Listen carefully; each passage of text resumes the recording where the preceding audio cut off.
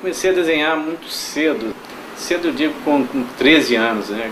Quando eu vi várias piadas numa revista de humor, aquelas que chegavam lá no interior de Minas, a cidade de Esmeraldas. E eram revistas bem vagabundas, assim, tipo Vamos Rir, Risos, Sorrisos, né? Esses nomes assim meio ridículos, assim. Mas era o que chegava, então vinha muita coisa misturada, então tinha cartunistas bons, cartunistas ruins. E aí um dia eu estava em casa vendo uma revista dessas, aí eu falei, isso eu sei fazer. Uma coisa que eu queria falar dos quadrinhos, cara, foi tipo a cara do meu pai, eu tipo, faço a mesma cara hoje, quando eu falei pra ele que eu queria fazer quadrinhos. Que eu entendo o que é, tá ligado? Hoje, sacou? Ele tipo...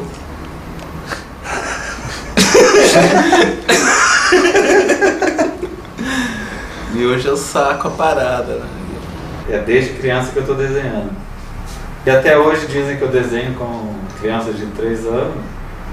Parece que eu passei 20 anos sem aprender a desenhar, né? E na verdade eu fiquei o tempo todo tentando desenhar que nem criança. Então em algum momento, com 8, 9 anos assim, falaram, vai pras artes, né? Que nem fala, vai pro judô. Eu dei sorte, né? Eu poderia ter virado só um judoca, mediano. Mas uma coisa que eu lembro, assim, que eu fazia, que tem uma puta lembrança, é que eu desenhava em calçada, com caco de tijolo lá no interior do Rio Grande do Sul. Calçada era um bloco aberto, assim, né? Então você pegava aquele caco de tijolo, a gente fazia concurso de desenho de putaria, essas coisas. Mas um dia a gente fez um concurso de quem desenhava o pau maior, assim, e eu acabei ganhando o concurso porque eu simplesmente dei a volta no quadro, assim.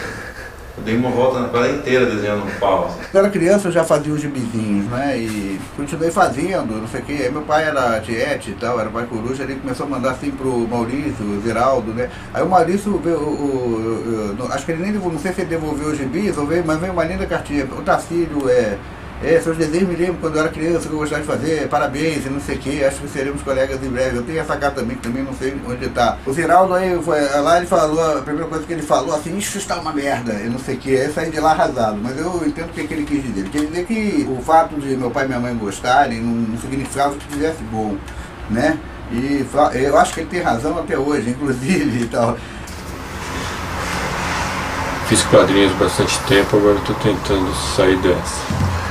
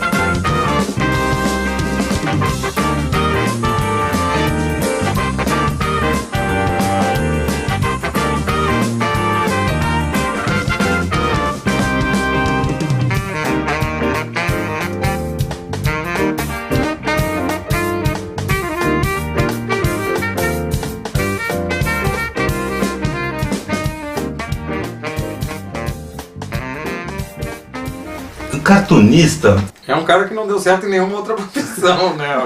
Alguém com sérios distúrbios mentais.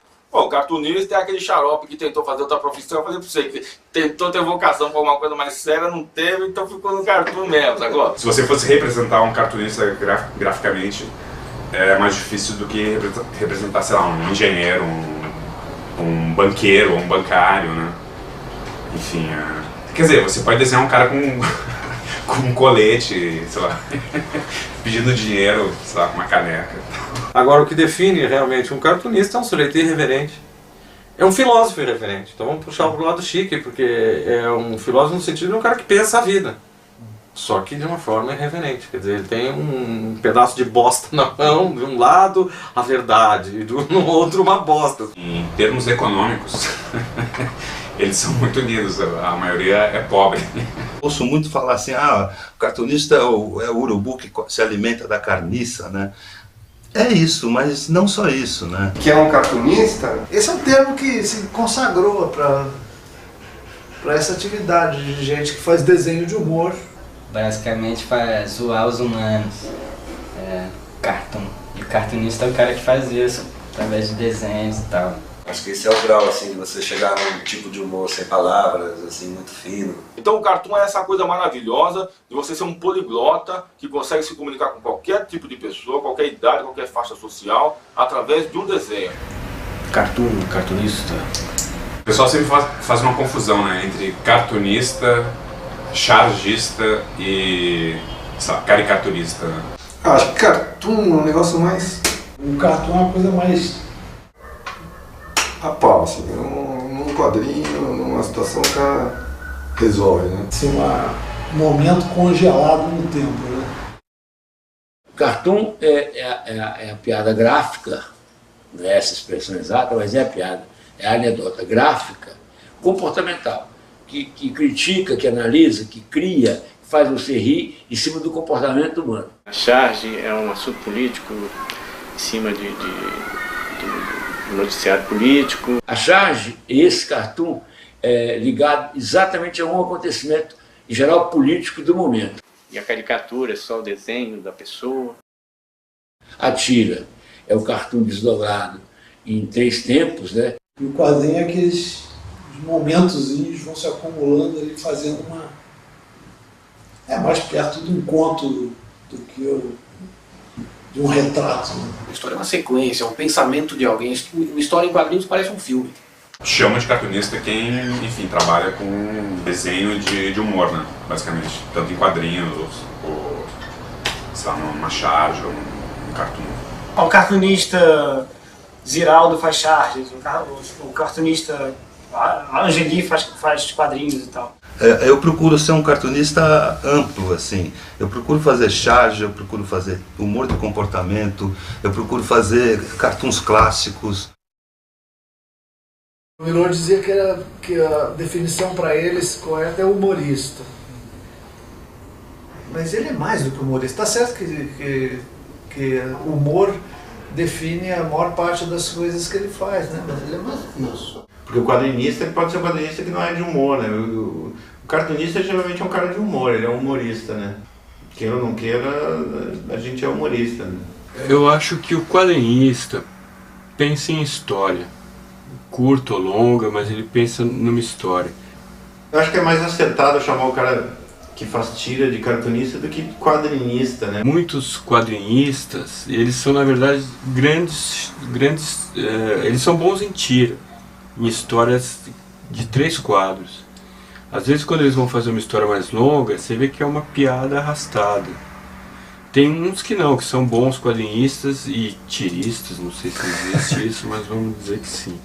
É meio genérico, né? É meio se falar assim, o cara é jogador de futebol, ou o cara é zagueiro, ou o cara é goleiro. Tudo bem, ele é goleiro, mas é jogador de futebol, né? Então, é uma bagunça. Eu, por exemplo, acho que um cartunista é o cara que faz cartoon. E quadrinista é o cara que faz história em quadrinho. Mas como todo mundo faz uma coisa, acho que não... Mas acho muito diferente cartoon, esse mundo cartoon, charge e quadrinhos. Eu acho que são coisas bem distintas, assim. A gente acaba chamando de cartunista que é mais fácil, né? Eu acho um termo errado para quem faz quadrinho. Mas é porque eu sou da velha guarda. Ah, check-in de hotel é desenhista aqui para não dar erro. No registro do hotel eu sou jornalista. Para explicar para as pessoas, eu sou um autor de um monte de coisa. Eu sou um cara de jornal, mas eu já coloco cartunista, foda-se, é isso que eu sou, tenho que assumir, tá? Né? Agora se eu fosse político, eu acho que eu ia colocar outra coisa, teria vergonha de colocar. Eu falava quadrinista quando eu era quadrinista. Depois quando eu comecei a fazer muita coisa, e nem eu sei exatamente o que eu faço agora. Chargista, cartunista, é estranho porque não... Você pode até escrever isso no hotel, né? Podia escrever cartomante, qualquer coisa, porque não é uma profissão, vamos dizer, regulamentada, reconhecida. Quando eu vou me registrar num hotel, eu sempre me registro com um nome falso, porque enfim, eu sou uma pessoa... Agora eu tô fazendo uma coisa que é legal, eu boto manicure. Não, quando eu vou me registrar no hotel, eu ponho... Eventualmente eu penso, não, vou botar cartunista, mas é... Aí você vê como nem o próprio cartunista leva muito a sério a profissão. Eu penso, cartunista... Não, desenhista. Outro dia foi um papo no bar, inclusive. O que você faz? Você está sempre aí, meus pares. O senhor não trabalha? Eu falei, eu trabalho. Aí o que você faz? Eu sou cartunista. E o que é ser cartunista? Eu falei, eu desenho os bonequinhos, né? E eu publico esses bonequinhos no jornal. Eu falei, sim, mas além disso, o seu trabalho é... Eu acordo entre 11 e meio-dia, mais ou menos. E aí não tem hora para acabar também. Aí, também não tem essa de fim de semana. Se eu tiver coisa para fazer, eu trabalho. Fim de semana, Natal, Réveillon, não tem problema. Compensação, se tiver com o saco cheio, segunda-feira, terça-feira, eu não faço nada, não tem... É flexível, né? Tem que fazer uma chave segunda, uma crônica quarta com ilustração, uma charge na quinta. Mas não tem uma rotina, não. Inclusive sábado, domingo, de repente estou aqui, faço alguma coisa, sento no computador, escrevo. Eu estou aqui no 5º andar, moro no 9º andar do mesmo prédio. Então eu desço umas 5 horas da manhã, eu levanto, tomo um café e desço. Começo a trabalhar, subo para passear os cachorros, volto, subo para almoçar, volto. Mesmo quando minha mulher me rapta para tomar um cafezinho, volto e fico. Quando eu consigo, eu faço a tira à noite, assim, mais ou menos, deixo só uma coisinha para colocar de manhã. Então, lá pelas 9 horas eu volto para cá, aí deixo minha tira engatilhada ali, para daí levantar de manhã só ficar fumando e curtindo os detalhes. Todo mundo que faz quadrinho para jornal ou charge passa esse problema, sabe? De acordar e falar, hoje é mais um dia, até às 5 horas tem que estar na redação. Alguns com mais angústia, outros com menos angústia. Nós temos que mandar mais ou menos por volta do meio-dia para sair no jornal do dia seguinte. Agora, são 11h49, né? Eu sempre tem um cartoon do Geli que ele faz ali, que ele na janela da casa dele ali, em cima tem um luminoso ali, cartoon 24 horas. Ele diz que você entra nessa, você fica ali direto. À noite eu traço a tira, faço a parte de lápis, dou uma boladinha assim por cima como vai ser o texto e tal. Dependendo, eu passo o pincel e deixo ela na metade.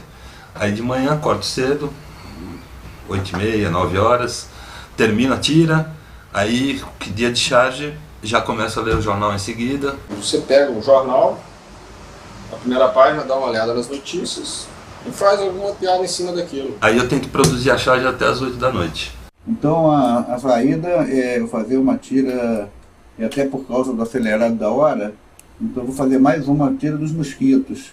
Ó, isso aqui foi que saiu hoje, então eu fiz ontem, né? E eu não sou daqueles que falam assim, bolei a charge à 1 da tarde e falam, então vou ter tempo pra caralho e tal, eu falo, então dá tempo. Não, eu bolei e dou pra charge da 1 até as 8. Na verdade, algumas eu faço uma por cima da outra. Isso aqui são só mosquitos falando, né? Para fazer a tira basta eu pegar e escrever o texto, né? Não tem que desenhar nada. Os mosquitos já estão desenhados, bem como a maior parte das tiras, essas coisas seriadas, eu parto de objetos, né? Eu não desenho a mesma coisa, não preciso desenhar a mesma coisa 2 vezes, né? Tem uma ideia meio maluca que se você não bola uma piada hoje, você não bola ela amanhã, entendeu? Acho que aqueles mecanismos intrincados na sua cabeça, de neurônios, então a química que dá hoje não dá amanhã. Então se eu não bolar uma piada hoje, ela não vai ser bolada amanhã. Então eu bolo as de hoje, eu bolo as de amanhã. Então no fundo eu acabo bolando, todo dia eu bolo piada, entendeu? Mesmo que eu não desenhe, que não as use, entendeu? Olha só, já são 11h52, só tenho 8 minutos para mandar a tira, né? Então agora eu começo, vou escrevendo por cima da outra, né? Pô, eu tive uma ideia agora, mas esqueci, mas peraí que eu vou ter outra. Jota, já é 12h03. Pois é, mas na verdade esse meio-dia é 1 hora antes do deadline fatal, né? Uma coisa disciplinar. Que ninguém leva a sério o negócio de desenhar, né? As pessoas, meus colegas, tem que ir pra casa agora porque eu tenho que trabalhar. que vai trabalhar, vai ficar desenhando em casa. Mas muitas vezes tu não tá a fim de desenhar, na verdade, né? Tu tá a fim de fazer outra coisa. As pessoas encaram o desenho como uma simples diversão, como se não tivesse prazo, como se não tivesse chefe, como se fosse só assim, olelê. Terminou ela? Terminei. Eu vou mandar. Ó, 12:08. Normalmente assim, a minha velocidade para fazer pode ser de 10 minutos ou 5 até, mas digamos assim, mais ou menos em média 20 minutos para fazer cada tira. Vai do sofá para a prancheta e para o computador, é isso.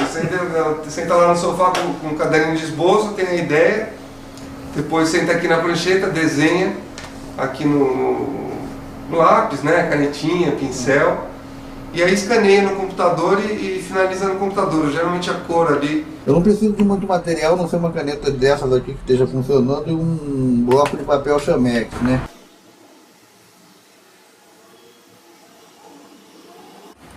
Essa é a mulher alface? Essa mulher alface. Vamos ver.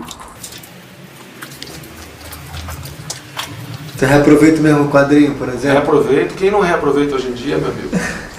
Quando você... É verdade, porque às vezes você vai desenhar uma árvore, passa um quadrinho do meio com alguma coisa e a mesma árvore com um passarinho, né? Um exemplo hipotético. Eu não vou desenhar tudo de novo. Eu sou preguiçoso e sem paciência, entendeu? Então,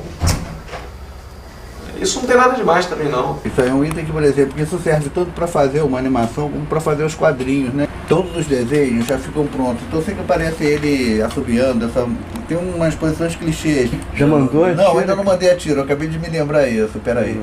Isso está te atrapalhando, né? Mais ou menos, mas agora cronometrando, acho que foi assim, 40 minutos que decorreu essa operação, mas eu acho que também, mas aí eu parei para fazer uma porrada de coisa, né? O que faz um bom cartunista? Bons cartoons. É isso? Ele tem que encontrar um estilo próprio para que aquela ideia dele seja bem realizada, vamos dizer assim, né? Isso não quer dizer que o cara tem que ser um tremendo desenhista, muito pelo contrário. Às vezes o cara vai encontrar o estilo dele na coisa mais porca e mal feita que existe, e aquilo ali é o estilo do cara e é legal por isso, assim.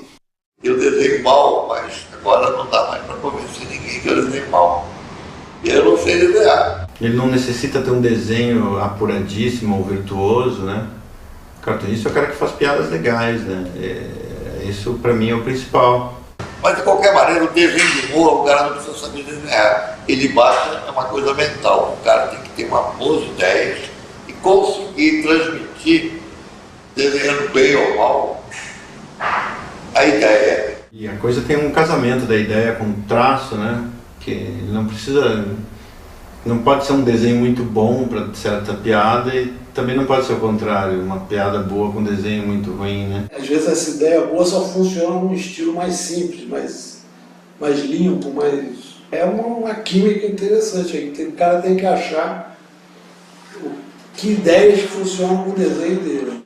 Outra coisa que o cara tem que saber, ele tem que ter uma boa cultura, uma boa cultura geral. Conhecer literatura, ler muito jornal, ser muito informado. Tem um cartunista novo, né, que quer algum conselho, o conselho que eu dou nem é desenhar mais, você leia mais, né, porque eu acho que o desenho você chega lá de uma hora para outra, né, mas acho que as grandes ideias você faz com leitura mesmo, né, porque você tem que ter um procedimento muito grande de cultura para se transformar aquilo em humor, porque eu acho que o humor é uma chama, um fogo fato aí dessa coisa toda. Mas eu acho que os bons cartunistas têm isso com uma certa facilidade, assim, associar ideias e surpreender a ordem natural das coisas. Quando você vê o contrário do que você estava achando, aí você dá uma risada, sabe? Tem vários tipos de riso, cartoon, né? Tem um riso triste, tem um riso tem um riso... Mas o cara que faz rir já nem começou, já chegou lá. Então, isso depende até muito da qualidade do desenho. Tanto uma coisa tosca pode fazer sucesso, entendeu? Como uma caprichada, desde que seja... tem que ter uma alma o desenho, né? O mais importante de um cartunista é o cara ter uma visão de mundo e ser bem fiel a essa visão de mundo, né? Tem que ter alguma coisa para dizer, mesmo que seja como o Angeli fala onde ele fala isso do Adão, dizendo assim, a visão do Adão é pinto, buceta, cu, mas porra, ele tem uma postura muito forte de cu, então ele vai lá e ele coloca de um jeito que, porra, você acha aquilo lá, nossa, aquilo lá me trai uma verdade da piada de peido, sacou? Entendeu? O primeiro cara que tinha comentado isso, pô, Adão, seu trabalho é de texto, né? E é verdade, né? Como o trabalho do Arnaldo também é um trabalho de texto, né? É um puta texto, né?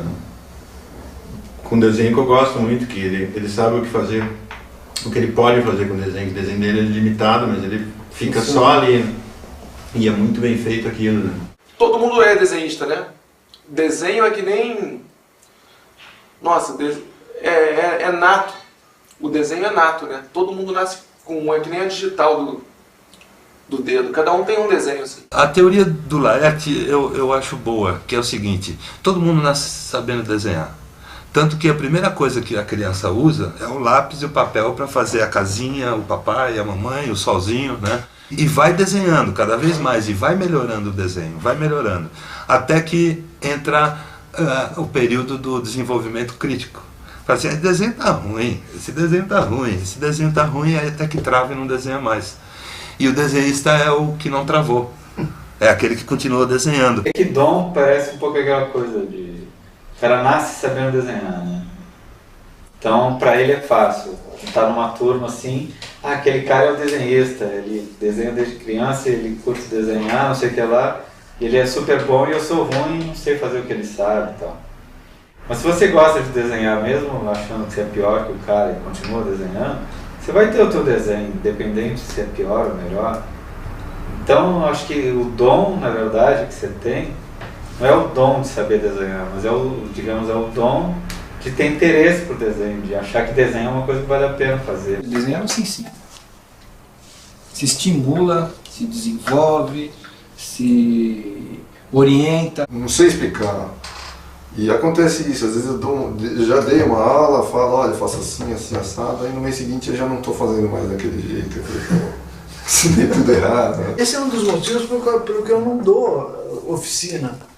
Porque eu não tenho certezas em relação ao meu próprio trabalho. Eu não tenho pontos indiscutíveis, assim, sabe? Nem em relação ao que eu mesmo faço, principalmente em relação a isso. Aquilo que eu te falei de não ter um pensamento certo, eu não conseguiria ensinar nada. Eu acho que o cara tem que ser um pouco artista de palco. Ou então, né, mas lá você tem que prender atenção, né? Tem que ser interessante, né? Eu sou travado já, aqui com vocês dois, eu super travado para falar aqui, imagina para um público assim de... Agora funciona assim legal quando vão os outros cartunistas, né? Hoje ele é um cara que fala pra caramba, o Laerte também, lá, tem lá, eu fico só falando uma coisinha ou outra, aí dá. Eu não consigo me comportar como uma pessoa que ensina, até porque eu não soube aprender direito na escola e não desenvolvi nada que me estimulasse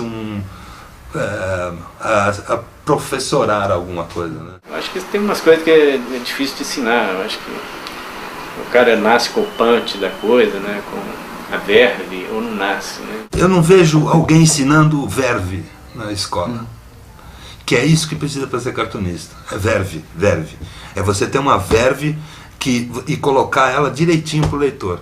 E isso também se desenvolve, mas não se desenvolve em escola, não adianta. Mas eu não estou vendo um professor falando assim, bom, vamos ver a verve de todo mundo aqui hoje, né? Vamos ver como você está mal, você está bem e tal, vocês têm que estudar mais. Não dá. A verve se desenvolve junto, conforme você vai pensando sobre as coisas, né? Quadrinho você consegue ensinar, e cartoon. Você vai ensinar alguém a contar piada. Você tem alunos sim falando, o cara vem assim com um negócio e fala, mas isso não é uma piada. Ah, mas eu fiz, olha, tá crítico e tal, falando, não é uma piada. Conta uma piada, o cara conta e não sabe contar piada, o que você faz? Você não ensina, vai mandar ler o Freud, o Schist. Não dá. Mas eu acredito que Quadrinho tem muita técnica, muita coisa que possa ser ensinada. A imensa maioria de perguntas para mim que vem por e-mail é que caneta que eu uso, entendeu? Isso é legal, essa troca de informações eu acho muito legal. E é uma forma até de ensinar, né? Então, olha, eu desenho com isso aqui, mas tem cara que desenha com isso aqui, ó. Já dei aula particular de quadrinho. Eu acho que isso funciona mais, né? No sentido do cara que quer, do garoto, da garota que quer fazer quadrinhos, conhecer uma pessoa que faz quadrinhos, que vive de quadrinhos, né?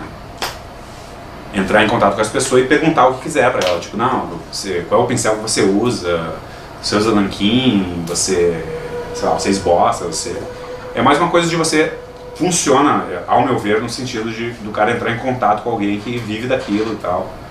E, enfim, de algum jeito tem as manhas, né? Eu dou umas oficinas de quadrinhos, sim. Eu gosto, mas normalmente é meio curto, assim. Eu acho que em 97, talvez, 96, é uma coisa assim, né? Eu dei uma oficina lá na Casa de Cultura Mário Quintana, em Porto Alegre, junto com o Fábio Zimbres. Eu acho legal dar oficina de quadrinho quando o cara é muito interessado e já tem uma bagagem, sabe? Porque daí ele leva lá um personagem, alguma coisa, começa a discutir com ele, dá umas ideias e tal. Daí você usa a oficina, na verdade, para conversar com o cara e o cara sair com outras ideias. Basicamente, o Fábio ficava, enfim, dando uma dura lá nos moleques e tal, e eu ficava fumando. E tentando afastar eles com a fumaça do cigarro. Aí eu tinha, sei lá, uns 13, 14 anos, eu desenhava já. Aí eu vi no meu colégio, tinha um cartaz de uma oficina de quadrinhos que ia ter na Casa de Cultura lá. Uma das nossas alunas era a Chiquinha, jovem, juvenil Chiquinha. Sei lá, tinha 15 anos, 16 anos, não sei. Tá, eu cheguei, era o Fábio Zimbres e o Alan que davam oficina. Daí a jovem Chiquinha foi lá ter aulas. Só que daí eu comecei a ficar meio tédio, comecei a ficar perturbada, sabe? Aqueles colegas de oficina, tipo, tinha um senhor de 80 anos, tipo um gordinho rejeitado com um ranhão, assim. Aí eu, ai meu Deus, o que estou fazendo aqui? Mas se o cara vem cru, assim, quer aprender a base, desenhar, né? Quer aprender a desenhar, quer aprender como é que faz o balão, toda essa tecnicalidade, essa coisa assim, aí eu acho um pouco meio chato. Aí a primeira aula eu me lembro que era tipo uma projeção de slides, aí ficava os livros falando, aqui esse desenho, babá, tinha uma trajetória, os slides de cabeça pra baixo, assim. E eu, interessante, tá. Daí depois na segunda aula, agora vocês criam uma história. A gente ficava lá sentado. Aí no segundo dia, agora continue que vocês começaram ontem. Aí eu ronque. Só que ela, enfim, ela foi muito esperta, ela foi 2 dias assim, já sacou qual era.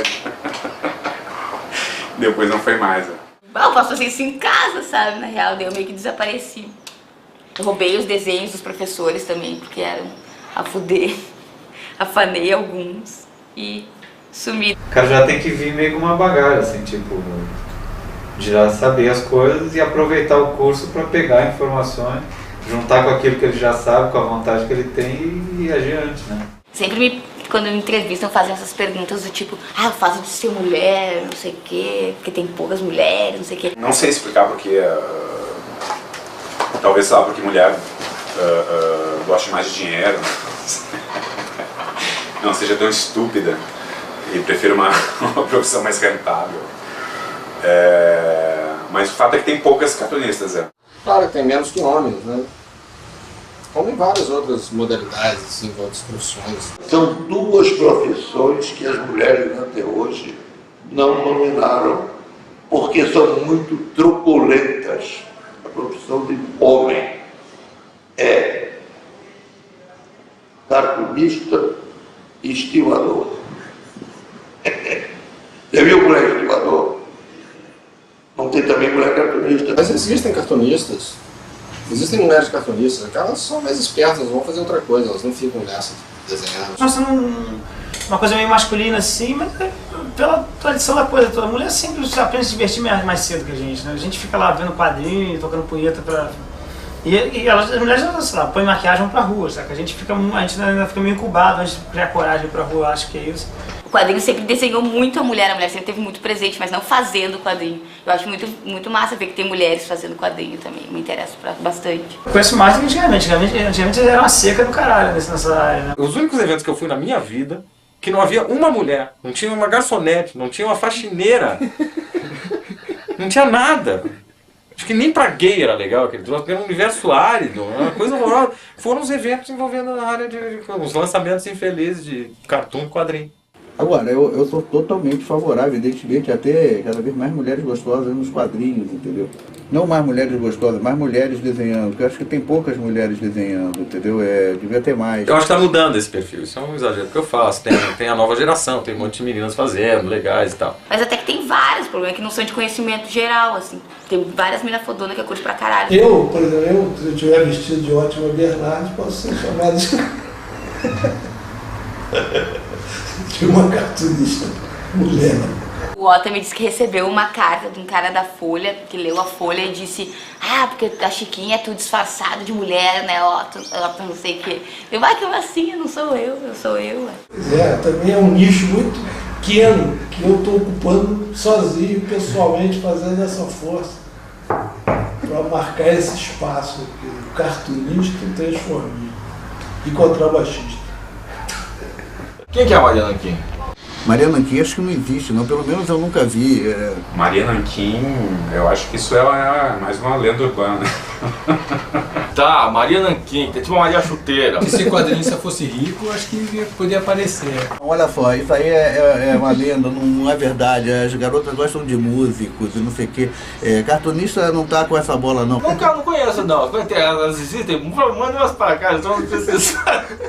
Assim, deve existir, mas em um percentual assim, muito pequeno, entendeu? Que não chega a beneficiar a classe toda, né? Pô, se existe, nunca bateu aqui em casa, mas... Só se estiver muito equivocado. Não, cara, putz, eu até casei porque minha mulher não leu meus quadrinhos. Eu tenho uma teoria que irrita muito os desenhistas, mas é que se pegar um saxofonista ruim, o pior saxofonista do mundo, vai botar ele caminhando na beira da praia, só com aquela calça de baiano, o saxofone, 1 bilhão de mulheres vão querer dar pra ele. É magnetismo. Inclusive a tua mulher mesmo, independente de te amar ou não, ela vai, não há como lutar. É o charme da... Agora bota um desenhista a desenhar na beira da praia, pode ser o Da Vinci, vai juntar velhos, nada contra, pessoal da terceira idade, e criança ranhenta. A criança, não só a criança, como vem com um ranho, ainda botando o ranho no teu desenho. Ai, que lindo! É muito deprimente. Não, cara. Alguns caras comem várias mulheres por causa de desenho, entendeu? Mas tem mulher que gosta de desenho. Tem mulher que percebe que a gente é melhor que os outros. O cartoon, ele tem a coisa do latifúndio. Alguns, né, não vamos citar nomes, os bonitões da área, fazem um estrago. O Ziraldo, por exemplo, deve ter comido milhares de mulheres. Na época do Passinho tinha. A gente tinha as fosocas. Era muito interessante. Mas tem um monte de mulher que acha que desenhista que tem um lance legal, uma personalidade mais bacana. Isso tem mesmo, eu percebo. Há uma necessidade de afirmação na produção da arte. Quer dizer, você quer dizer, olha eu aqui, presta atenção, olha o que eu sei fazer, entendeu? Essa coisa é um sentimento que o artista não pode negar. Então, essa coisa de o camarada escrever para abrir portas, pode incluir abrir portas para o quarto da mulher também, né? Mas não obrigatoriamente, e nem você faz sucesso com mulheres por causa da sua chave. Né? Porque o passeio é na moda, né? Quer dizer, qualquer cara que está na moda faz sucesso. Eu tenho um público grande feminino, mesmo nos quadrinhos, não sei porquê, eu sempre tive um público feminino grande. Mas eu acho horrível essas pessoas que fazem coisa para conseguir mulher, porque não conseguem de outra forma. Eu acho isso uma pobreza muito grande. Mas tem muita gente que faz. Tem gente que faz um filme inteiro para comer uma menina que parece um bagaço. Eu sei que outros cartunistas pegam várias mulheres e tudo, até alguns mais de uma por dia, mas não posso revelar nomes e tal. Mas são exceções esses caras que ou então são gostosinhos e não sei o que. Teve um tempo lá que tinha umas garotas que babavam no Angeli. O Angeli era meio estrelão, bonitão e tal, vendia pra caralho. Aqueles caras lá, os 3 amigos, naquela fase áurea do chiclete com banana, os caras é uma espécie de rock band, né? eram os popstars do negócio, né? Devia ter alguns chats lá no Groupies. Na época do Chiclete com Banana tinha muito. Tinha, pra te falar a verdade, tinha granel. Na época a gente era novo, né? Tinha lá o seu Chaves, né? Mas hoje em dia eu acho que difícil pintar uma Maria Caneta lá no... Esses dias atrás as Marias Canetas, assim, quando eu olhava, eu falei, pô, gente, nós estamos ficando velhos, né? Olha aquela tua fã lá, olha o cabelo dela, como é que tá, velhinha já.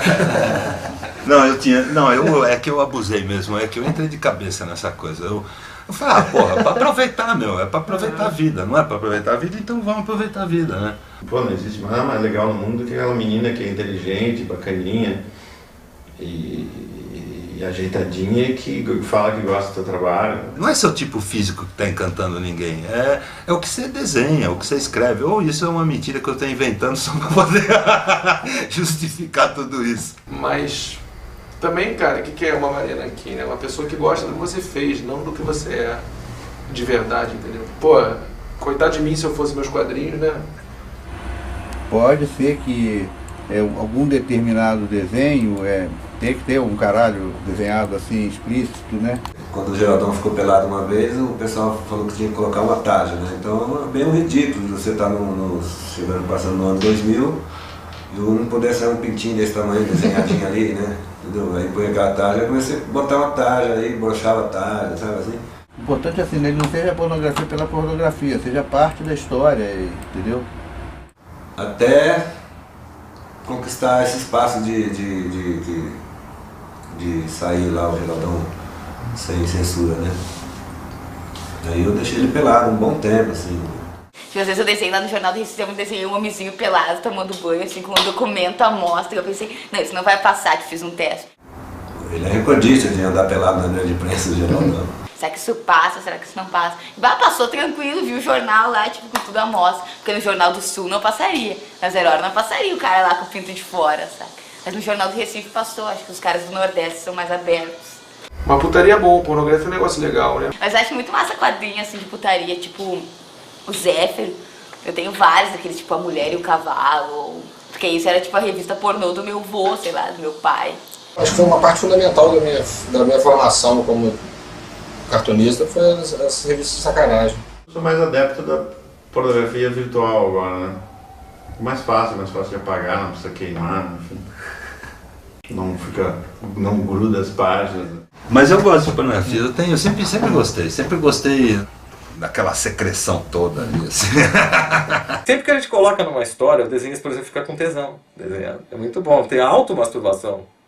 Que é o desenhista que fica excitado pro próprio desenho. Esse cara tá indo no caminho certo. Eu, quando era moleque, eu tentava desenhar umas meninas peladas para usufruí-las.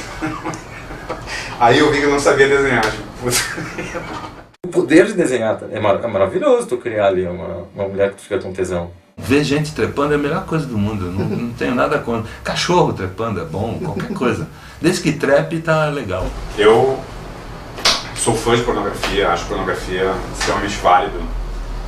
E inclusive gosto de quadrinistas, cartunistas que, né, mesclam a pornografia ali nas suas narrativas, como Schiavon, lá que faz as histórias do Mãos Trocadas ou da Vesga. E aí tem alguns momentos calientes. Quando fazia o pornô era encher 70% do quadrinho com carne. Esse é o segredo do sucesso do quadrinho pornô.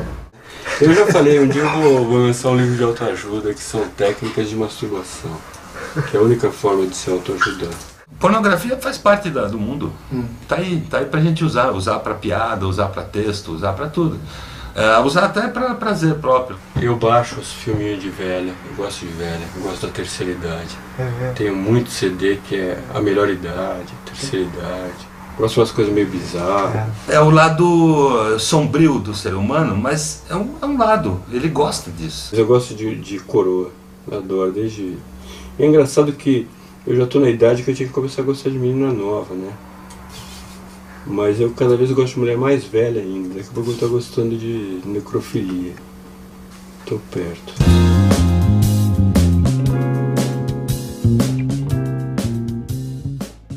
Mas a censura em cima do político, mas permitiu a pornografia, né, a sacanagem. Então surgiram muitas revistas de sacanagem.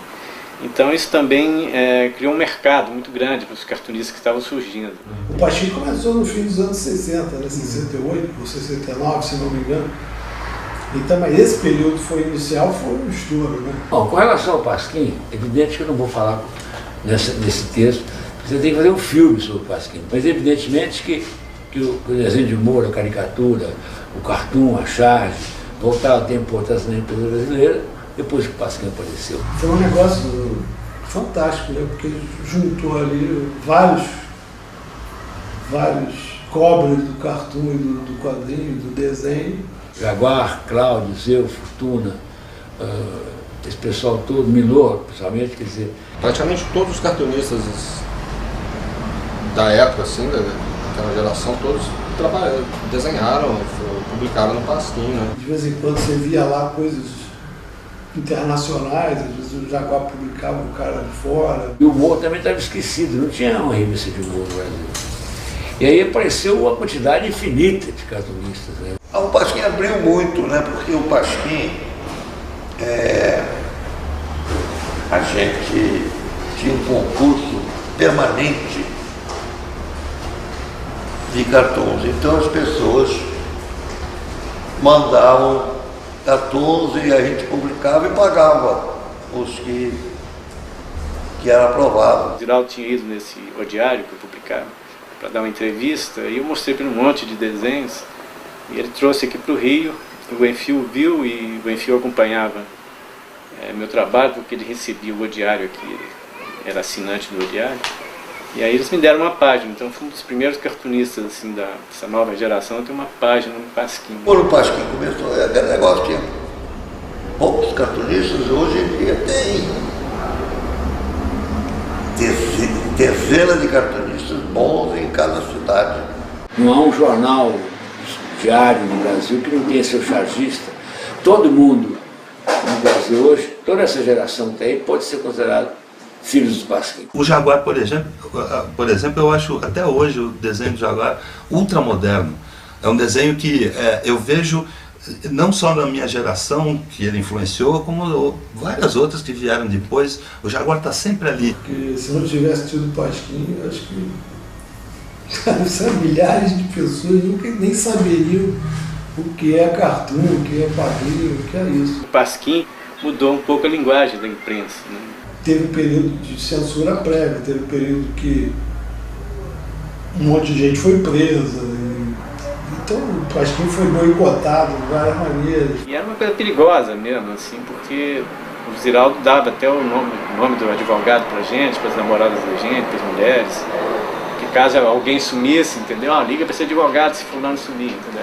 Era isso que vinha, entendeu? A gente com 20 e poucos anos, a gente era corajoso, né? Mas tinha medo de nada e tal, mas tinha uma paranoia grande, a gente conhecia amigos que já tinham sumido, gente que militou às vezes em guerrilha, gente que foi torturada. Era uma época de censura muito violenta e os jornais descobriram também que uma maneira de burlar a censura era o humor, né? Então todos os jornais queriam ter um chargista, então foi quando teve o boom do Pasquim, teve o boom do humor também, né? Porque os jornais queriam cartunistas e os cartunistas também queriam publicar. Então havia uma demanda grande para cartunistas. E um outro aspecto é que a censura, né, a censura militar, ela proibia a parte política, então você tinha que usar muita metáfora, né, para dizer as coisas, você tinha um acordo tácito com o leitor, a gente fazia uma metáfora, ele entendia a metáfora. Eu tinha que fazer malabares para falar o que queria, sabe, no jornal. E às vezes não colava, às vezes colava. Nesse período que eu entrei ainda tinha censura prévia, que era um negócio muito maluco, né? Porque os caras tinham que mandar o material lá para Brasília e os caras realmente riscavam o desenho, porque não tinha xerox, não tinha nada disso. Os caras mandavam o desenho original e os censores lá passavam aquele pincel atômico. Né? Pô, ele tem lá uns desenhos guardados, cara, com um X assim, que acho que não devolveu pra ele. Tem uma caixa aí com uma caixa só de desenho censurado, né? Então, porque a gente fazia um desenho, igual esse aqui, Aí eles pegavam o pilô e riscavam, né?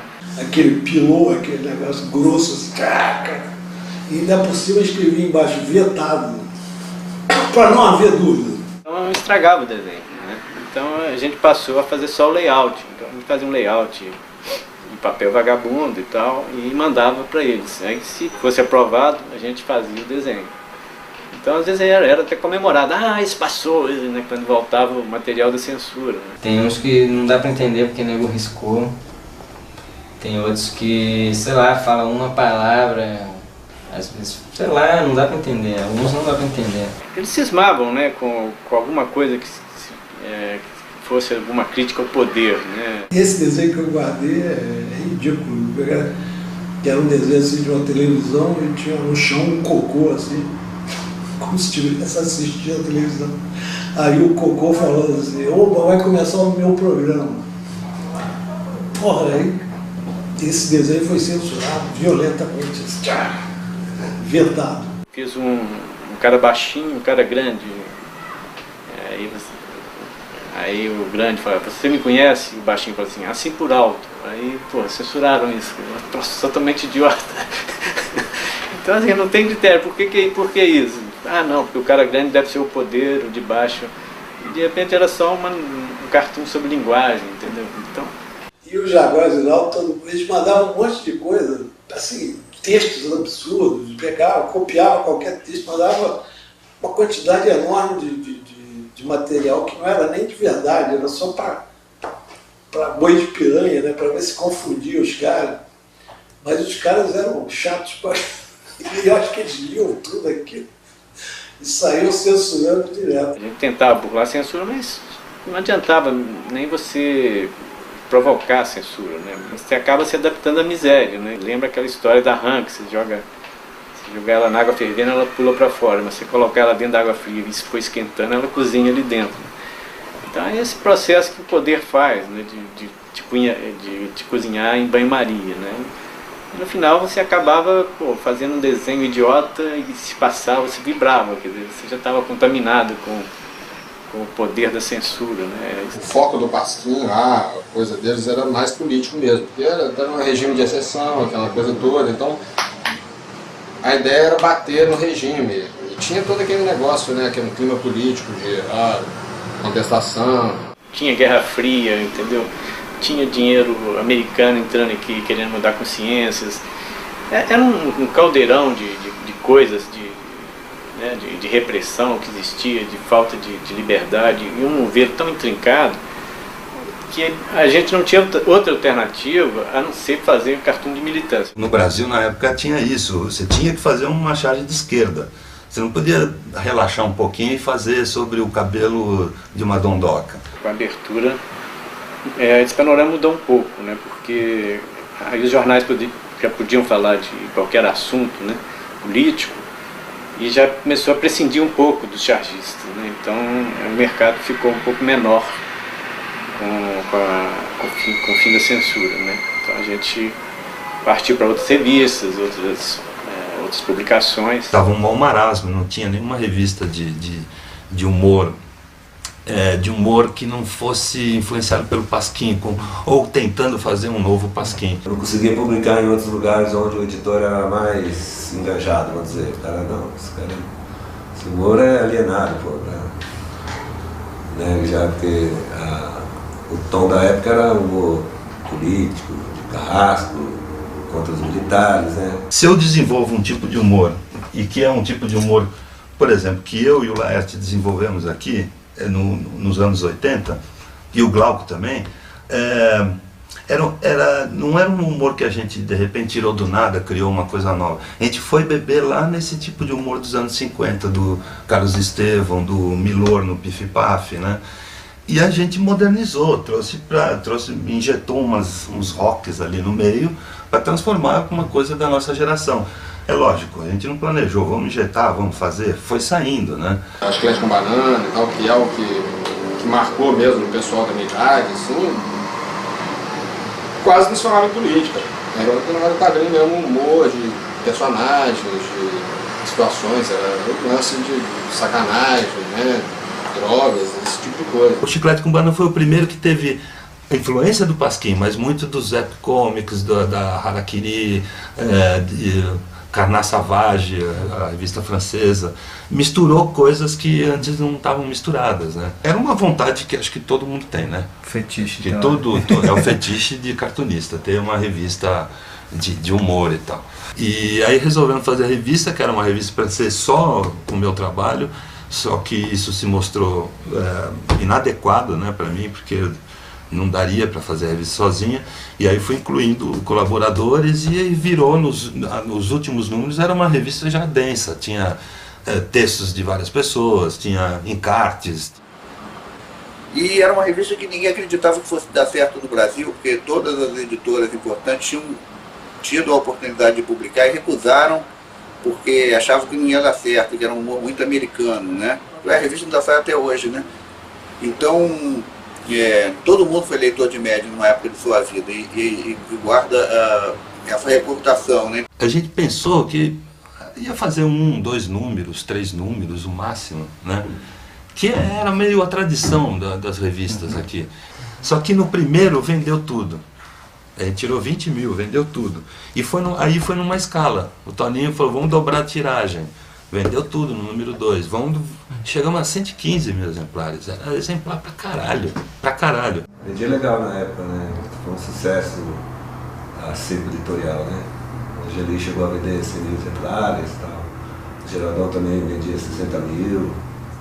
Era uma coisa assim que valia a pena, né? Na época. Sempre teve a questão para onde foi esse público, né? Que eram 110 mil exemplares por mês. O pessoal fala que eles cresceram. Foi um boom, assim, quando começaram fazendo acho que 40 ou 50 ou 70 mil, não fizeram 40 mil, aí vendeu tudo, tiveram que reprimir, quer dizer, o primeiro número já saiu com uma tiragem de 70 mil e chegou assim a vender perto de 200 já no ano e meio depois, virou um maior boom, né? Tem uma coisa que é traumática para mim, pro Toninho, no Chiclete com Banana, que a gente estava vendendo, a gente chegou a 115 mil exemplares, aí depois caiu um pouco e se estabilizou 60, 70 mil exemplares, né? Quando tinha Rebordosa na capa, ou a história dela, subia. Ou Bob Cuspe. De resto era sempre 60, 70, né? E... por que eu estou falando isso, caralho? Mas naquela época ela ficava pendurada na frente na banca, né? Onde hoje fica pendurada a Playboy, esses revistas de fofoca, essas coisas, ficava média e ficava lá nos postos. Então, isso surgiu um mercado, cara. Começou a surgir o início de um mercado. E isso acabou com lembrei, Fernando Collor. Porque a gente vendia 60, 70 mil exemplares na edição antes do confisco que ele fez. Na edição seguinte a gente vendeu 8 mil exemplares. 8. E para uma revista sem receita publicitária, a gente vivia de banca, o retorno da banca. Não, é a morte, você não consegue se manter. Chegou a virar a venda 200 mil, tá? Mas era o média, vendia 100 mil. Já quando houve esse negócio, essa quebra desse hábito, do dinheiro ter sido confiscado, as pessoas pararam de comprar aquilo que eu falei antes, aí caiu já, acabou ficando em 40 mil, e depois foi caindo para cada vez mais, né? Na época do Collor a gente manteve o animal meio assim, respirando, funcionando por aparelho, assim, né? Porque a gente ia lá, mantia a redação sem dinheiro. No ano do Collor mesmo a gente tirou 3 números, sabe? Só depois que a coisa meio voltou um pouco mais ao normal, a gente começou a fazer de novo mensal. No ano do Collor foi assim, segurando o negócio. Quando teve aquela outra crise lá, foi uma crise assim, várias revistas, principalmente a de quadrinho, que dependia de venda de banca, não dependia de anunciantes, essas coisas. Fechou mesmo. O 23 estava pronto quando a gente não tinha dinheiro, assim, estava pronto mesmo, tudo traduzido, acho que até o Fotorito feito, e não pôde entrar na gráfica porque aquela época de inflação, aquelas merdas todas. Outra coisa, reparem que não tem o preço aqui, isso aqui era uma simples ampliação da capa. Isso aqui saiu numa época de inflação, era tão disparada que o preço era a última coisa que ia ser impressa, né? Tinha, ó, tá vendo? Ele depois Ele, quando foi impresso, ele já foi impresso por 25, mas o pôster foi impresso antes, né? Foi decidido, vai ser 25, porque se saísse na semana seguinte era 27, era uma época de hiperinflação. Quando acabou o Chiclete com Banana, quando fechou a editora, deu um branco geral, para mim, pro Laerte, pro Glauco, pro editor. Por causa da crise das bancas, né, que não se resolveu até hoje. Nos anos 90 acabou a festa dos quadrinhos em banca e todos fomos para a livraria. Só álbuns, coletâneas de coisas antigas ou graphic novels inéditas, mas é tudo em livraria. Então, acho que hoje em dia eu também tentei entrar nas bancas de novo, mas tive uma experiência meio assim, que não foi muito legal assim, em termos de venda. O lance da banca de jornal é o seguinte, ele é um espaço que ele é só para coisas efêmeras. Vai ser uma revista com notícias, daqui uma semana não vale mais nada, ou uma revista um mês, alguma coisa assim. E quadrinhos, a gente sabe bem que você pode comprar uma revista de 20 anos atrás. Então a banca nunca vai suportar esse tipo de produto, né? Mas eu senti que dá para você vender bem livro. Né? Que a minha vendagem nas bancas provou isso aí, né? Que já não tem mais aquele consumo, né, da nossa geração. Né? Os meus quadrinhos já saíram completamente da banca. A Globo já decidiu isso. Toda a coisa de quadrinho que eu estou fazendo está sendo vendida em grandes bancas, que são meio livrarias, e em livrarias. Porque a banca, que na época da história do quadrinho do Maurício fazia sucesso, até o Pereira chegou a vender 150 mil exemplares, você tinha 60 itens, 100 itens na banca. Hoje você tem 5 mil itens numa banca grande.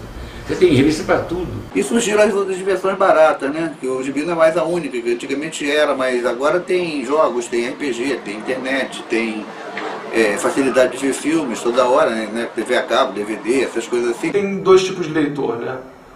O que era que nem eu, que folheava as revistas Chiclete com Banana na banca para não pagar. E o cara que quer ter em casa o livro também, entendeu? Não sei, cara, acho muito caro, meu, essas paradas, sei lá, cara. Eu não tenho vontade de gastar tanto num gibi assim, coloridão e todas essas bostas aí. Não tenho essa vontade de ficar juntando coisa, não. É ruim pro público porque acaba saindo mais caro, mas por outro lado ela tem uma vida maior, porque a banca também ela vai ficar um mês e vão recolher. Um dos projetos do Frozen era esse, era pegar, quando sair o número 1, o número 2, volta para a banca número 1. Porque você gostou, você pode comprar e tal. Foi quando a gente saiu com o Frozen que as bancas decidiram, tomaram essa decisão que a revista não pode mais ser relançada. Sabe? Então, pô, isso é um tiro no pé do quadrinho. Então não só eu, como todas as editoras que produziam quadrinhos sem gibi, estão se fudendo com isso. Olha, eu acho importante um mercado que tem as duas coisas, né? Eu acho que o mercado de banca é onde você ganha os leitores, é onde as pessoas vão ter o seu trabalho de uma maneira mais acessível,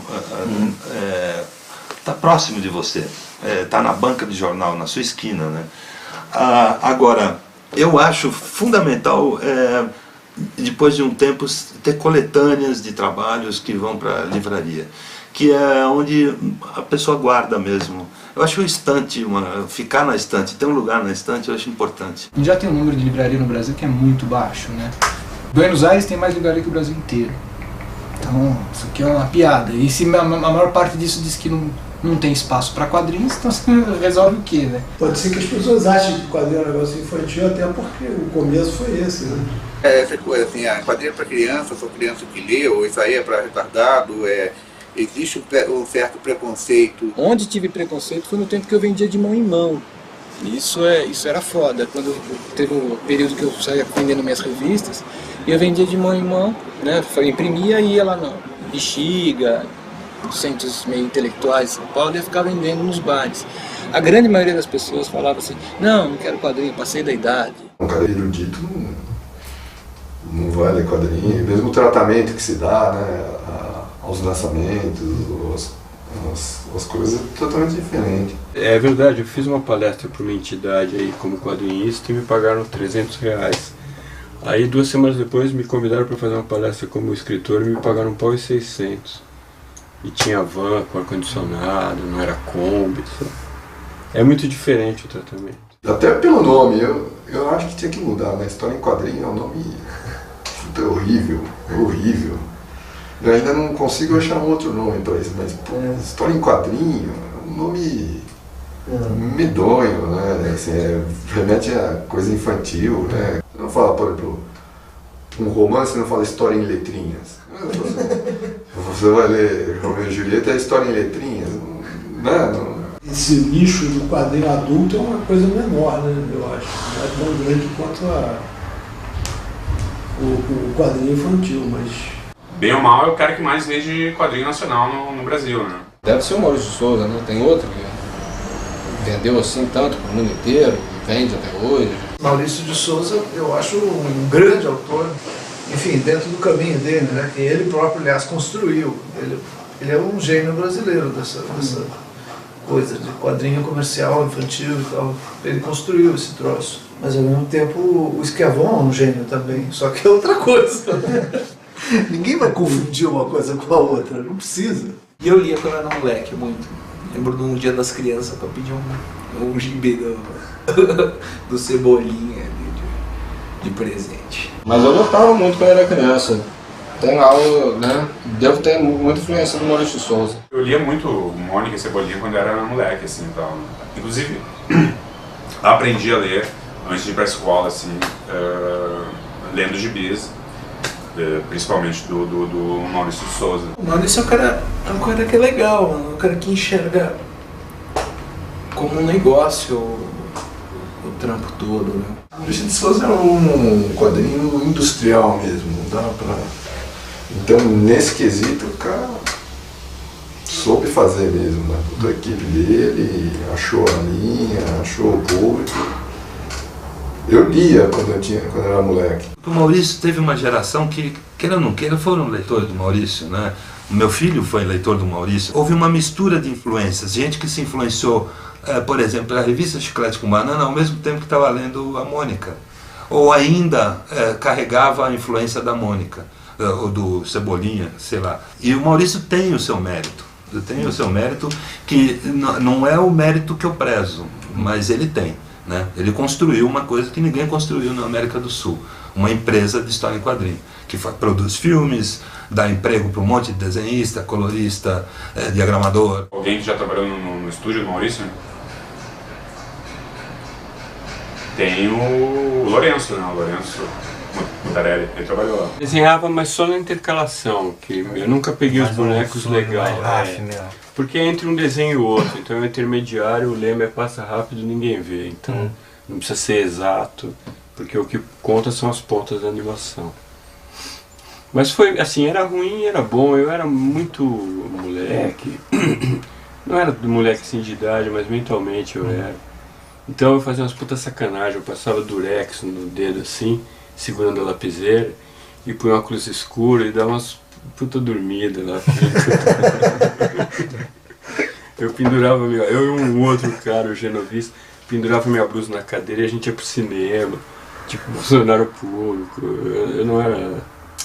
Nunca conseguia cumprir a cota, porque tinha uma cota de produção. Talvez por ser agora muito industrializado no esquemão, talvez tenha perdido essa coisa mais vívida, né? As pessoas também falam como se, não, Maurício Souza Produções parece qualquer coisa que tem mais ou menos alguma organização empresarial aqui no... As pessoas acham que tem um cara com um chicote atrás e todo mundo, crianças de 15 anos fazendo desenho e tal, suando, com chicotadas e tal.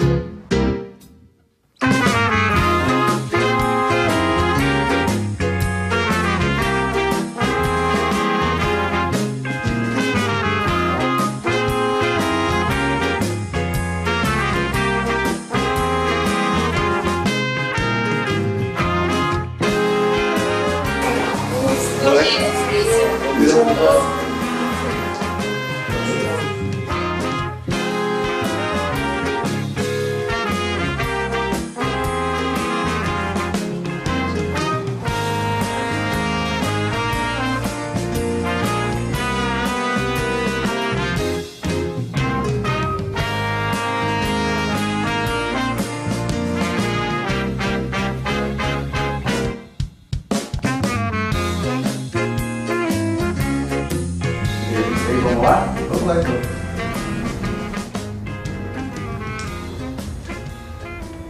Lógico, no começo eu não tinha equipe, mas desde o começo a minha ideia era fazer equipe, era ter auxiliares para que a gente pudesse ter mais facilidade e mais tempo de criar mais e poder competir com material estrangeiro. Quando eu montei a minha equipe, foi uma violência contra mim mesmo.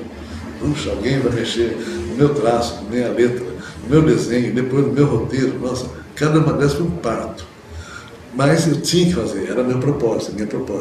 Mas normalmente o desenhista, ele não gosta que mexa. Eu vou mostrar para vocês o passo a passo.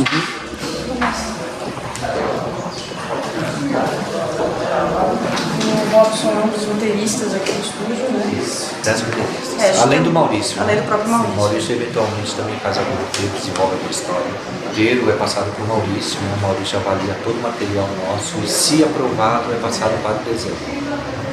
Então é nesse formato que o Maurício recebe o roteiro para avaliação e assim ele consegue ter uma ideia melhor de como a história vai aparecer na revista. Nós estamos realmente influenciando ou ensinando a pessoa a ler, passando mensagens e tudo mais. Isso nos dá também muita responsabilidade. Todo o material que passa na minha mão, eu olho com cuidado como se fosse material que vai para o meu filho, que acabou de aprender a ler. Se passa pela minha mão, ou se passa por esse crivo, essa crítica minha e de todo o pessoal daqui, eu posso dar para o meu filho, daí então o material pode sair. Esse formato também ajuda bastante ao trabalho do desenhista, né? Eu me considero desenhista, eu comecei a desenhar antes de se usar o termo cartunista, então eu sou dos antigos.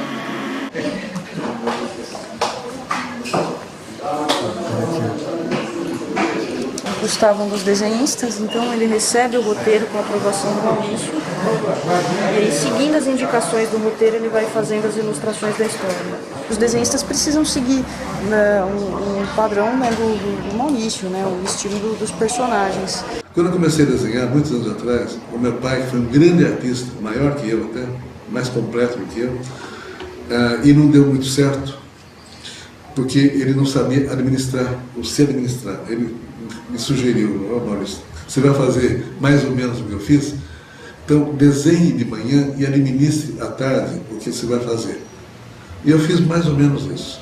Aí depois da letra a gente tem esse trabalho que o Reginaldo está fazendo aí, que é da arte final.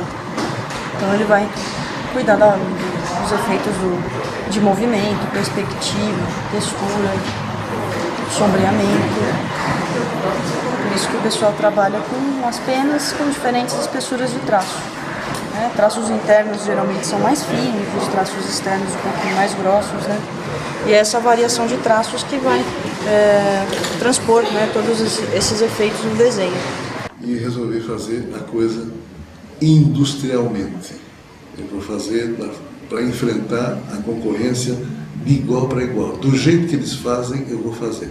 Eu fiz e hoje nós somos líderes de mercado no país, estamos entrando em outros países, mais ou menos ameaçadores também, junto aos nossos concorrentes. Nós estamos passando hoje por um processo de transição. Nós temos uma parte do material sendo arte finalizado normalmente e outra parte feito no computador. Então o pessoal tem usado um programa, né, que consegue reproduzir bem próximo o que é o traço do arte finalista na prancheta. Pra gente que se preocupa, mas com a tecnologia vai ser dispensado o artista? Não, porque assim, por mais que você tenha um computador e tenha esse recurso, você precisa da habilidade do artista e o dom que ele tem para trabalhar com ilustração, né? Uma série de ações que começa no desenho, começa no quadrinho, que depois vira gibi, que depois vira produto, que depois vira desenho animado, que depois vira parque temático, que depois vira internet hoje, e games e tudo mais. Há diversas plataformas de comunicação. O negócio é você realmente estudar a maneira de colocarmos o que nós criamos nas diversas plataformas. E é isso que eu tento fazer. Elas escolhem as cores de acordo com a movimentação da história, claro, dentro de um padrão do Maurício, procurando equilibrar as cores. Tem algumas outras tonalidades que são padrões, geralmente as roupas dos personagens, cor de pele, né? Isso não muda. as cores de fundo, ó, geralmente o que vai variando entre o amarelo, o rosa e o azul. O amarelo geralmente é para cenas de maior tensão, movimentação. Azul seria para cenas mais calmas. O rosa geralmente é para cenas intermediárias. Quando o requadro não é fechado e que é pintado é o balão. Então tem algumas regrinhas, né? Não adianta você ter fama, você ter algumas vitórias no passado ou no momento. No dia seguinte você tem que estar brigando e lutando para ter o seu trabalho publicado, reconhecido e principalmente pago. Estando tudo aprovado, a gente manda para Panini e lá tem esse processo de digitalização, depois eles que cuidam da parte de impressão.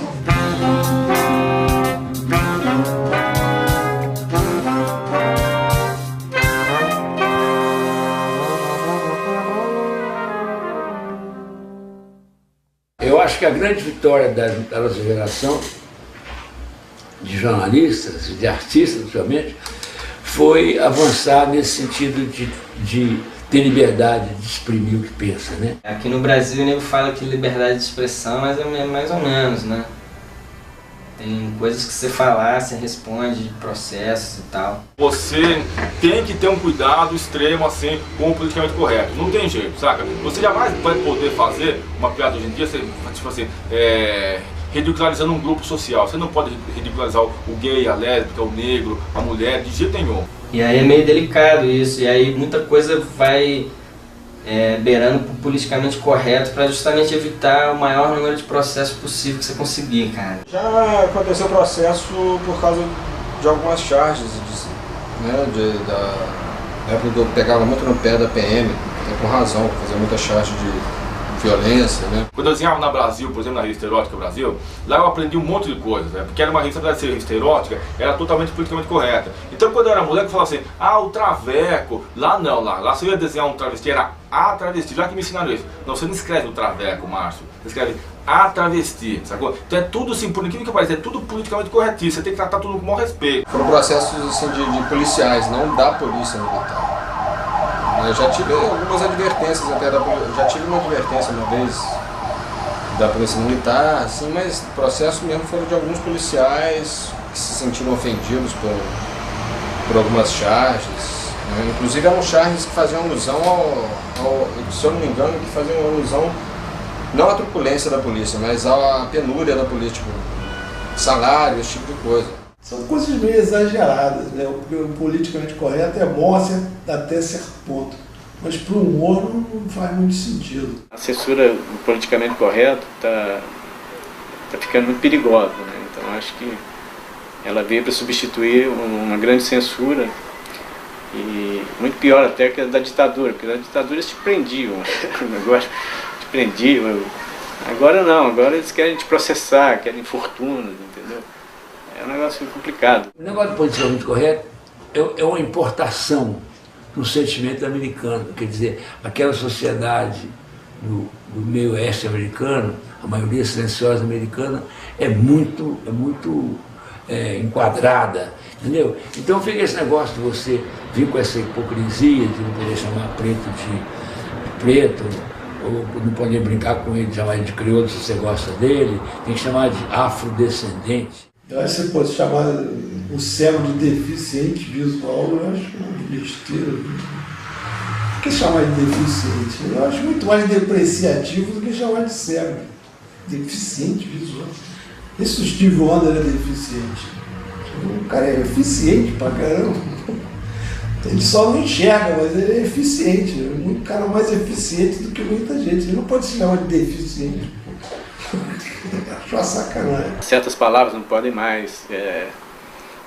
Isso afeta assim a realidade, né? Então você não pode hoje fazer, às vezes num programa de humor você não pode botar fazer um sketch com um cara com arma, entendeu? Porque não, a criança vai ver, você está incentivando a arma. Você não pode botar bêbado. Você não pode... Entendeu? A realidade vai sendo editada, né? Se bem que o politicamente correto deu muito motivo para piada também. Chamar o anão de verticalmente prejudicado. Você não pode querer virar babá de todo mundo, né? Tá tudo infantilizado no Brasil. Então, hoje se faz um humor infantil porque essa estrutura está empurrando todo mundo a fazer um humor infantil. Né? O meu cartoon é muito pesado, quer dizer, muito pesado no sentido de que ele é um cartoon chamado, que eles chamam de humor negro, que é uma palavra racista, inclusive. Humor negro porque é um humor amargo, um humor pesado, mão pesada. Não é porque tu é politicamente incorreto que tu tem que ser, porra, preconceituoso ou idiota, isso não tem nada a ver. Mas, porra, piada é piada e o que tu acha é outra parada. Não necessariamente a mesma coisa. Piada, às vezes é engraçado. Relaxa, estão levando piada muito a sério. Piada não é pra levar a sério. Quando a piada é boa, ela passa por isso, sem problema, sabe? E a função do humor também é isso, é provocar, né, uma reação. Então, não há problema que arranquem os cabelos por aí, fiquem histéricos, façam pirraça por causa de uma piada. A função dela também é isso, da piada, né? Provocar. A maioria dos cartunistas exatamente está na contramão do politicamente correto, porque é o certamente correto do cartoon é ser contra o politicamente correto. Eu acho que a primeira Dundum é de 89, 90, não sei. E tão engraçado que, na verdade, a Dundum foi criada despretensiosamente. O Adão ia pra França e queria fazer meio que uma despedida, alguma coisa, e deu certo. A revista Dundum, ela teve o apoio da Secretaria Municipal da Cultura em Porto Alegre, que o fato de ter sido patrocinada, né, isso deu uma polêmica incrível, assim. Teve o apoio da prefeitura, que na época era uma prefeitura lá do... Tava o Olívio Dutra e tal, o pessoal da esquerda porto-alegrense, e realmente, cara, isso juntou a interesse político de descobrindo que a prefeitura tinha doado não, tinha feito patrocínio lá, como é que chama? Apoio na forma de papel. E fizeram uma CPI, tipo uma coisa. Olha aqui, eu compulsando a página 2 da revista, encontro um nome aqui, Adão Iturruzgaray. Esse cidadão, ele é o autor de duas historinhas, aquele negócio da porca e dele. Negócio da porca e dele. Bom. Pô, é claro que botar dinheiro público numa parada que tem um Adão Iturruzgaray é um risco, puta, não calculado. Né? A gente virou notícia, né, porque foi tipo assim, a Prefeitura de Porto Alegre lança a revista pornográfica. Né? Dar apoio a uma revista que eu faço certas restrições de ordem pornográfica, e eu esclareci isso no discurso que eu dei na Câmara de Vereadores, quando eu pego uma revista e começo a folhear, e tem filhas minhas do meu lado, e eu vejo cenas de sexo explícito, evidente que eu tenho que me constranger. Agora, se os senhores entenderem que isso é pregar moral de cuecas, isso é o meu caráter. Eu sou assim, eu acho que dentro da minha família eu não posso ter esse tipo de intimidades para coisas escabrosas. Só isso. Não tinha nada a ver, era simplesmente uma revista em quadrinhos do estilo da Chiclete, Animal, né? Uma revista de quadrinho bagaceiro mesmo. Não era uma revista pornográfica, as pessoas velharadas não entendem isso. É chocante o que vocês fazem. Se isso aí vem em nome de... Não é crítica moral, cara. Não estou falando em crítica moral. Estou falando em bom gosto. Dois programas Vai ouvir. Eu estou falando em bom gosto, em vulgaridade. Isso é o seu juízo de valor. Mas sim, senhor. E eu quero saber. E eu tenho o meu. Como é que com vanguarda tu te atreve a colocar uma revista com essas cenas de alguém dando uma trepada numa porca e deixa levar para dentro de casa? Enfim, era uma revista de quadrinho para adulto. Tinha cenas de sexo e cenas bizarras de sexo. A Dundum marcou porque a Dundum tinha qualidade também. Ficou marcada por isso. As pessoas iam lá. Aliás, quem foi procurar putaria na Dundum se decepcionou. Barra pesada, né? Aquelas piadas do Adão e tal, de sexo com débeis mentais. Esgotou nas bancas, né? Começaram a chamar de pornográfica, botaram um plástico na revista. Agora, quando o sujeito foi lá bater, né, abrir a revista para se masturbar, um desenho é triste, né? Volte os anos 50. Não? Quando eu quiser pornografia, está escrito na capa. Agora, a revista de vocês vem com um nomezinho muito engraçado e muito inocente, e o que tem lá dentro é pornografia chocante, de mau gosto, grosseira, na minha opinião e do telespectador. Então vamos retomar o debate. Qual é o conhecimento que os senhores têm da produção de quadrinhos mundial? Porque, em primeiro lugar, eu gostaria que as pessoas falassem com respeito. E a gente trabalhava na prefeitura também, eu e o Gilmar, então a gente tinha tinha ali, tinha também um outro lado de corrupção, né, e de uso de verba em benefício próprio, né. Se esse cidadão estava em regime de dedicação exclusiva, não poderia trabalhar para esta revista e trabalhou. Foi uma merda, fui processado pra caralho, anos e anos. Então imagina um tribunal com a revista para quadrinhos, as pessoas tendo que ler as paradas que o Adão fala. Deve ser engraçado. Eu queria ter muito participado do julgamento. Permite que nós rodemos algumas tiras, por favor? Evidentemente. Então a opinião pública pode julgar. Papai e mamãe, papai e a empregada, papai... Quem mais? Nenhum dos senhores fez isso na vida, não é? Certamente nenhum dos senhores fez isso. Não existe sexo na vida. A mamãe é encanadora? Não sei se a minha mãe deitou com encanadora. Eu acredito que não. Quem sabe detalhar muito bem esse processo é o Basdelli, né? Que estava lá no calor dos acontecimentos. É uma vergonha que em pleno congresso da modernidade nós tenhamos uma polêmica tão medíocre, tão pobre, tão eleitoreira. No meio de tanta canalice isso, né? Tem um lado que é engraçado, outro que não é. No meio de tanta canalice, tanto bandido nesse país, tá lá os dois tendo que... Agora, que não deixa de ser um prazer assistir o Adão nervoso durante 2 semanas, coitado, né? Tava em pânico, né? Com razão, processado, né? Com medo de viver momentos de luxúria no presídio e tal. E eu ameacei o Adão, como eu sou doente mental, é engraçado que o Adão, como ele me conhece, ele nunca sabe exatamente se eu tô brincando ou não. E eu disse, Adão, e aí o meu irmão, que é um grande advogado, armou, tô num esquema de audiência, foi o Luciano Veríssimo, essas coisas de tribunal, sempre tem que alguém dizer que tu é um bom cara. Todos nós íamos fazer depoimento, chamava o próximo lá, o promotor e tal. E eu tava na lista dos depoimentos, e eu disse, Adão, mas quem sabe se na última hora lá eu não viro o jogo, na hora que eu sentar na cadeira, não, quem te garante que eu não vou chegar e vou dizer, senhor juiz, esse Adão é um bandido. Tem tudo isso aqui é pouco, eu sei disso e daquilo. E o Adão riu amarelo. Quando eu fui depor, e que eu só elogiei, o Adão me olhava com uma cara de pânico, assim, porque eu acho que ele estava em dúvida que eu ia falar, eu disse, senhor juiz, não é nada disso. Isso aqui ele me pagou para falar, agora eu vou dar real. Olha o que ele faz em casa, olha as coisas que ele tem guardado lá no armário. E aí o Adão me olhou com os ali, dava pena, nunca vou me esquecer. Mas, enfim, foi uma palhaçada, eles foram absolvidos e tal. A opinião pública há de fazer o seu julgamento. Boa noite. Mas a revista vendeu com água, assim, né? Os caras das bancas de revista iam na nossa casa para pegar lote, assim, de 50 revistas e vendia numa tarde. Assim. Efeitos colaterais. Primeiro catapultou a carreira do Adão. Ele veio para São Paulo e tal. E não era uma revista em benefício próprio, né?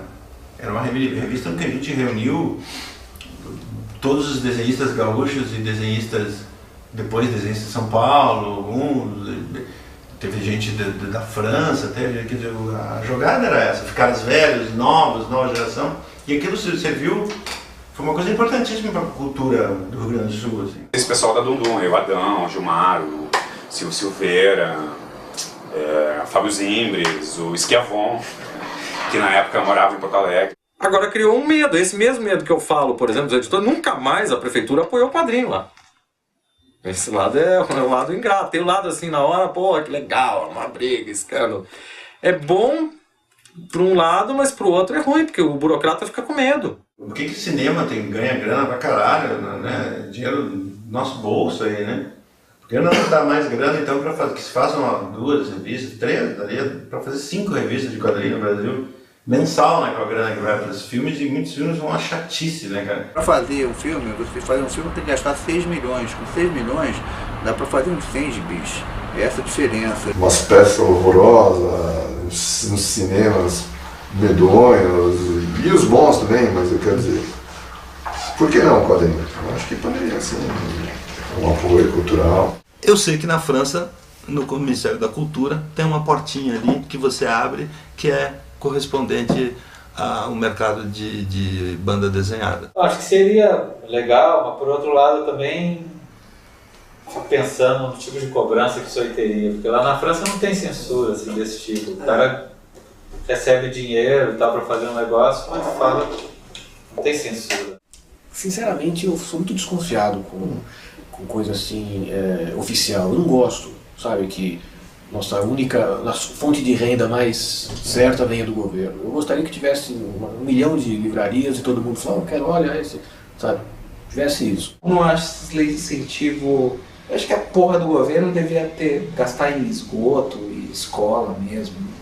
Essas merdas, porra desses filmes que ninguém vê, essas punheta com o pé aí que ninguém faz, não devia ser pago pelo povo.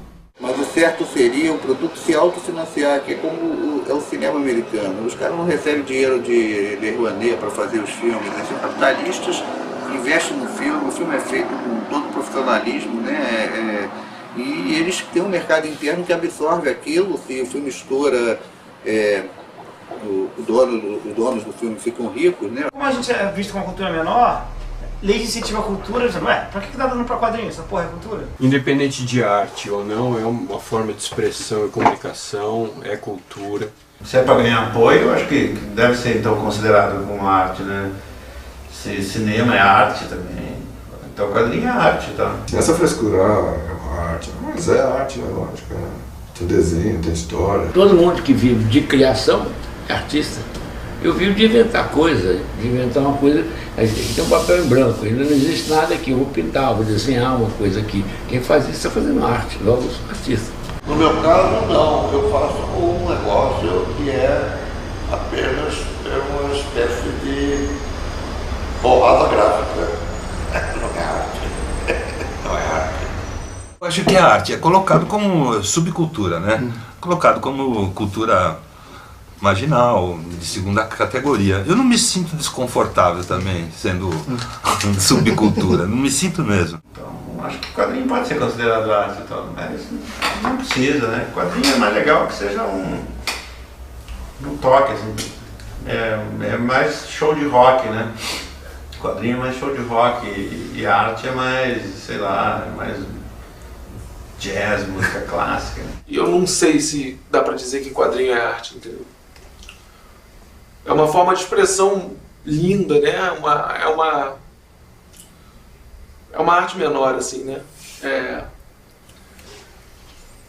Poxa, é difícil falar, né? Quem sou eu para dizer que é arte, o que não é? Mas eu não acho que é arte, não. Arte, né? Eu acho legal você gramar numa arte considerada menor e fazer, se você fizer o que lá está fazendo em quadrinho, um dia ele vai ter que ser conhecido, assim, provavelmente quando morreu, sei lá o quê, mas ele é o melhor escritor que a gente tem hoje em dia, ele é o maior poeta, ele é a porra toda, eu acho. Acho que nada precisa ser tratado como arte, nem arte precisa ser tratado como arte. As propostas do que a gente chama de arte não são nem um pouco difíceis de você chegar nelas e estabelecer alguns critérios também, assim como para quadrinho, para cinema, para qualquer coisa. Até às vezes parece uma coisa meio arcaica, assim, hoje em dia, você pensar um cara que ainda existe um cartunista e tal. Mas é o tipo da coisa que não acaba também, né? Sempre vai ter, que nem o circo, o teatro, né? Todo mundo faz, vai acabar nunca. Às vezes o cartunista fica ultrapassado, né? As novas gerações vêm com muita outra qualidade, com outro tipo de informação, com outro tipo de ajuste com o seu tempo e tudo mais, e o cartunista já chegou a um ponto que ele não quer provar mais nada, que ele já saturou o desenho dele e tudo mais. Por exemplo, eu faço muito menos, eu nem faço cartoon mais hoje, mas não me aposentei. Se você me pedir um cartoon, eu faço cartoon, eu faço charge, eu faço ilustração de humor, entendeu? Mas eu não sinto mais necessidade de fazer o cartoon com compulsão, como eu tinha antes. Entendeu? Mas eu aprendi tudo o que eu aprendi ao longo da vida no trabalho que eu continuo fazendo. Muda um pouco. Não tem Viagra para cartunista. Enquanto fizer com tesão, não tem aposentadoria assim, não. Agora, aposentadoria financeira podia ter, né? Mas se tivesse, eu tô na fila, porque eu vou fazer 30 anos agora. Eu penso numa aposentadoria, até porque a vida não vai ter tanto sentido mais, né? Claro que eu talvez mereça umas férias, até uma licença prêmio, mas eu pretendo trabalhar até o resto da vida. E no Brasil é difícil você se aposentar e ficar satisfeito, né? Eu acho que a necessidade da arte é importante. Eu não consigo passar um dia sem fazer alguma coisa que seja de criação, né? Então acho que só quando eu ficar com Alzheimer, assim, vai ser impossível. Mas assim, com consciência, eu sempre quero contar uma história, sempre tem uma observação de humor sobre aquilo. Tem vida longa, cartunista. Os cartunistas vão ficando melhores quando eles vão ficando mais velhos. A maturidade vai ensinando cada vez mais, vai nos deixando cada vez mais com vontade de criar, de usar tudo que nós aprendemos para jogar no papel. Se eu me aposentar, eu vou fazer o quê? Eu vou ficar vendo as coisas, tendo as ideias e não ter onde publicar? Eu acho que é tão inerente ao ser humano o humor, né, que eu falo que o humor é o menor caminho entre duas pessoas. Né? Então a primeira coisa, quando um bebê nasce, a primeira coisa que você quer fazer é fazer ele rir. Então você faz careta, você faz uma gracinha, né? Então a primeira comunicação entre dois seres é através do humor, né? Então eu acho que a última também deve ser. Então eu acho que por isso que em Minas lá os velórios são tão engraçados, porque a última comunicação que você faz por último também é através do humor. Né? Então eu acho que, como eu sou mineiro, acho que da vida até a morte tem que ter humor no meio de tudo isso. Né?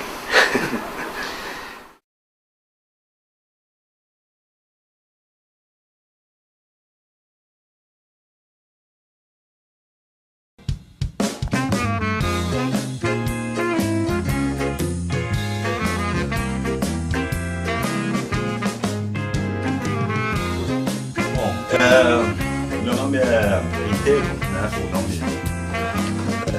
de cartório é Arnaldo Candido Filho. Tenho 51 anos, praticamente 51, faço agora em agosto. Provavelmente quando você ficar pronto vou estar com 60.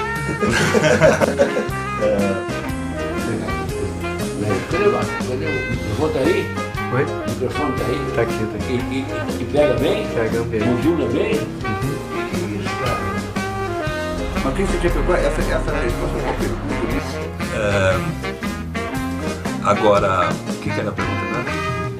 Você falou um negócio aí. É lógico, falou lá. De arte, né? Arte, Então. Tá vendo? Você primeiro já disse que não era arte, agora você vai fazer eu falar que é sobre literatura. Estão me usando pra remendar coisas. Entendi. Galerinha, é o seguinte, eu sou o Marcos Baraldo, o cartunista mais rock and roll do Brasil. Tô querendo risada, hein, seu boiola? De novo. Take 2. Take 2. Galerinha, é o seguinte, eu sou o Marcos Baraldo, o cartunista mais rock and roll do Brasil. Tá ligado? Você duvida, maluco? Eu acho que é o seguinte, eu faço o Ronco Louco, o personagem mais rock and roll dos quadrinhos. Faço um tatuzinho, o primeiro personagem tatuador dos quadrinhos, tá ligado? Então por cima eu faço aqui, ó, Rapidez, primeiro personagem rapper dos quadrinhos, tá ligado? É isso aí, valeu, estamos aí. Essa panela é uma ilusãozinha, tá com a cabeça, né? Falei, puta merda. Você tem pessoa que eu falo, falei no vazio, sabe? Ficar falando só, tipo isso, tipo aquilo,